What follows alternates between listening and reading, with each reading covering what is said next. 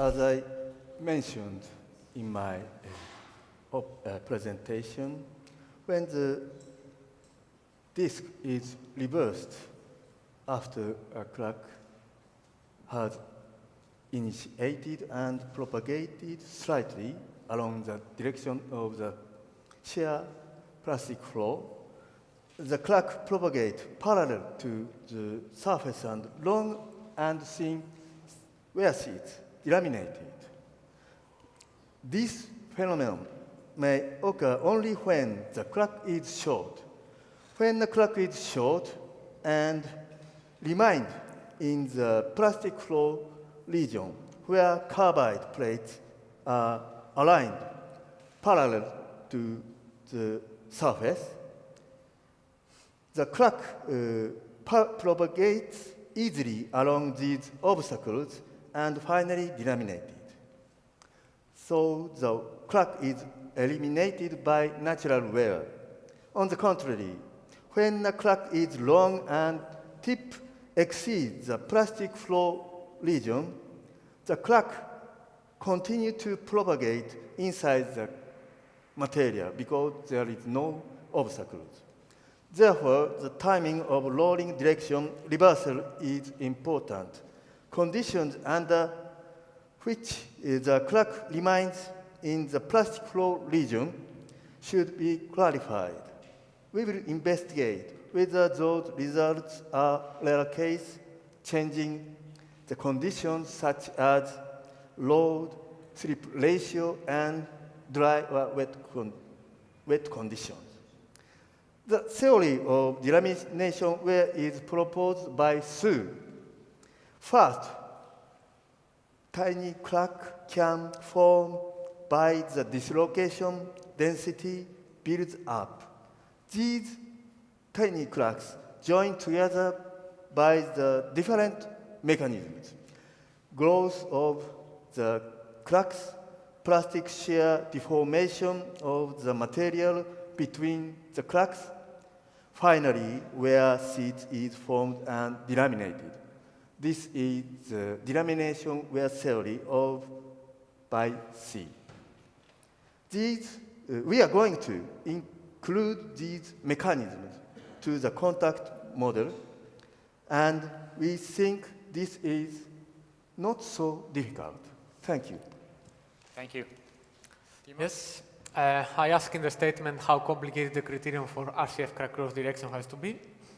Well, I would like first to compare with the literature. Traditionally, in the literature, even for complicated load cycles, in order to do load cycle evaluation, we try to define first the load cycle and in terms of a measured quantity, and then take the ranges of the measured quantities if you want, and we plug in those ranges into a criterion and then compute the fatigue crack growth direction.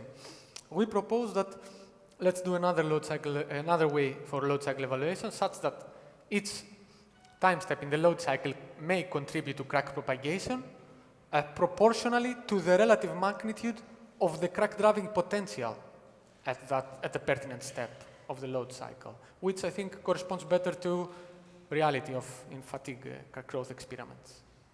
Okay, and Adam.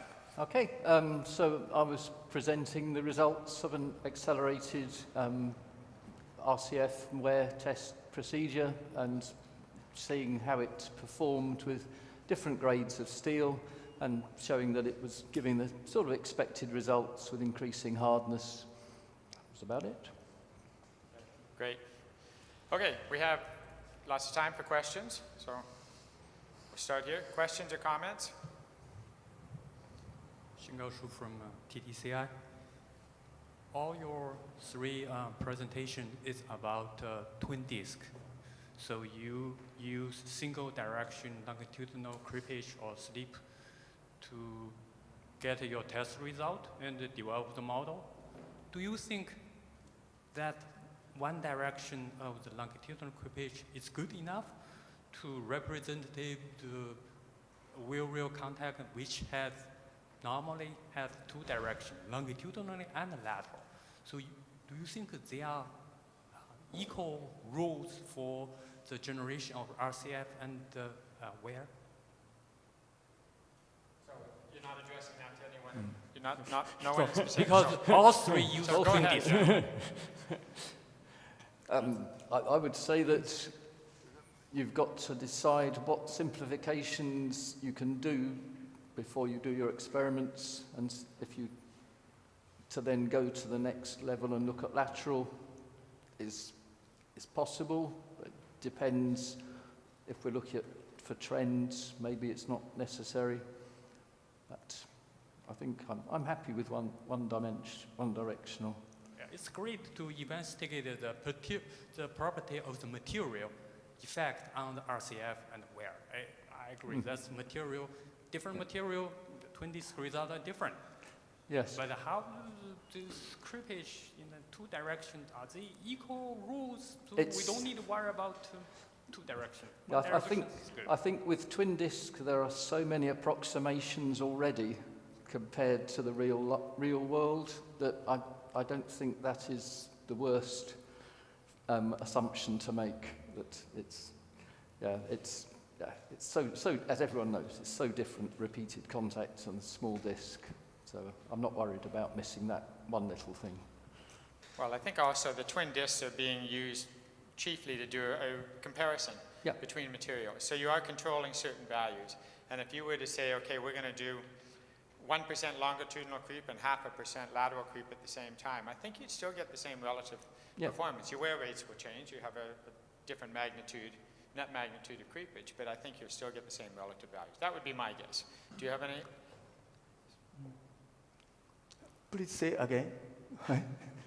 So when you did your testing, you actually went, I don't know if you heard his presentation, Professor Akama. He did bidirectional, but it was still strictly longitudinal, right?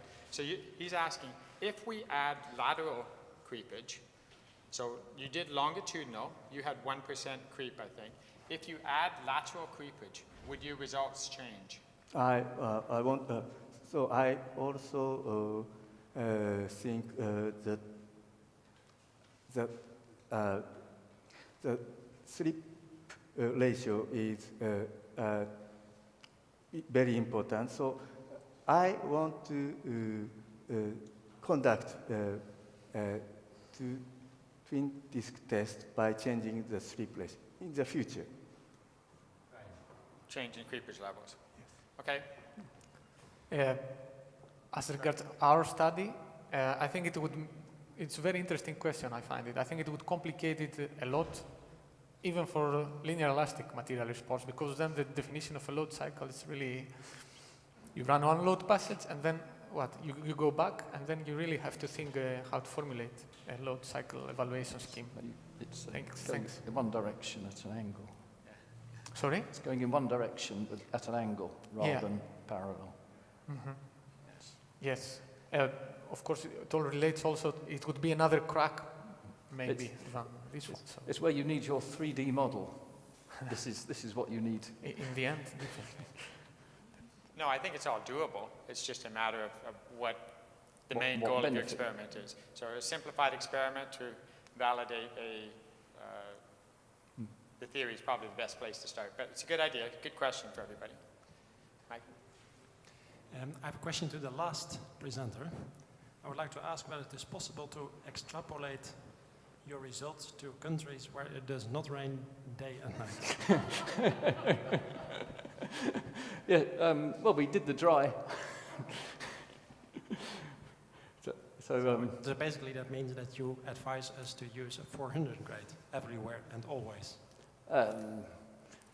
I would say these tests are showing that, and then you go and put it in and do some testing in track. I don't trust twin disc for doing things in track. If you have the choice. Hello, another question or a comment regarding the previous comments, both comments. I think that this kind of test is very representative for the rail, as the rail is suffering always the same conditions in each point. But I agree with the previous commentator that for the wheel, we need a combination, I think, because the creepages are not only in longitudinal and lateral direction, but in one way and the other way, because the wheels are suffering in both ways. and I think that this should be taken into consideration. I don't know how, because it's not easy. But in addition, what about the rolling speed? Because depending on the rolling speed, the temperature in the contact will change. And I think that it's more possible if you increase the rolling speed to get oxides and other parameters that will change the results. Did you try any other rolling speed at this test? No, I just had the 400 revolutions per minute, and there was no cooling, so it must be as hot as a main line running a lot faster. Yeah, so your surface speed at 400 RPM, do you know what it is? Anyways, it's very low, right? So even if he doubles it, it's still quite low. We're not talking anywhere near high speed running yet. Yes, we have done some tests at 900 RPMs. Yep. And the results are quite different. The debris are different, and the material transfer from one twin disk to the other, it's different, so just for feature work. How large are your disks? Is it a larger machine or No, it's small? the same size, more or less 60 centimeters in diameter, 60 millimeters. Yeah. Okay. Sorry. Yeah. Interesting. Could just be the fact that it's flinging it off a whole lot better than it is when it runs slower, but... I still have a second question. I didn't see any white etching layers in your test. And we were discussing before there were no studs or squats in tunnels. So would that mean that if it was always raining, that there would also be no studs and no squats? I suppose, yes, because you need those dry cycles to get the rough surface. If you are always a well lubricated and wetted surface, then yeah, it's likely to be better. Correct that you didn't see any white etching layers, because in the presentation I didn't see them. No, I think they wear away too quickly. We have found a solution for the studs. Always rain. Yes. As a slight aside, can you get squats in disc-on-disc tests? Right. Yeah, okay. Sides? Yeah, oh, definitely. Any other questions? Otherwise, I'm going to open up. I've got a couple. Okay,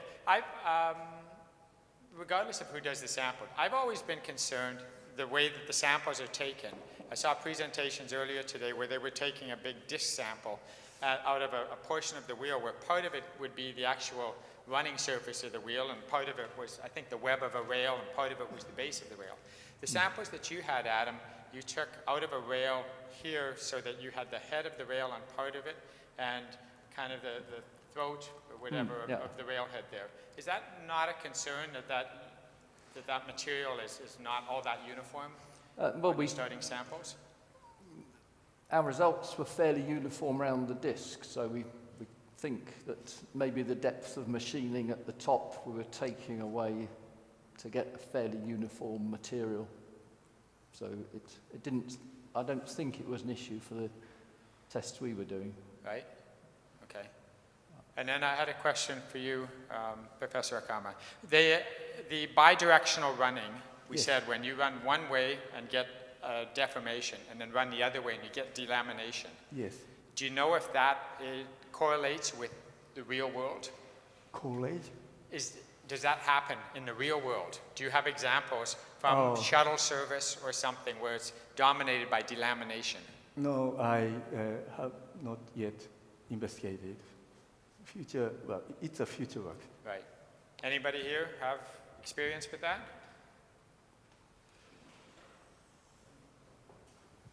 I don't remember the paper, but there is a paper where you have direction, loading in one direction compared to bidirectional, and you get a longer life. So it seems plausible that you stop the ratcheting and you tend to go back. So then it seems plausible to happen in real life also. Yeah. But I have to check for reference for that one. Okay.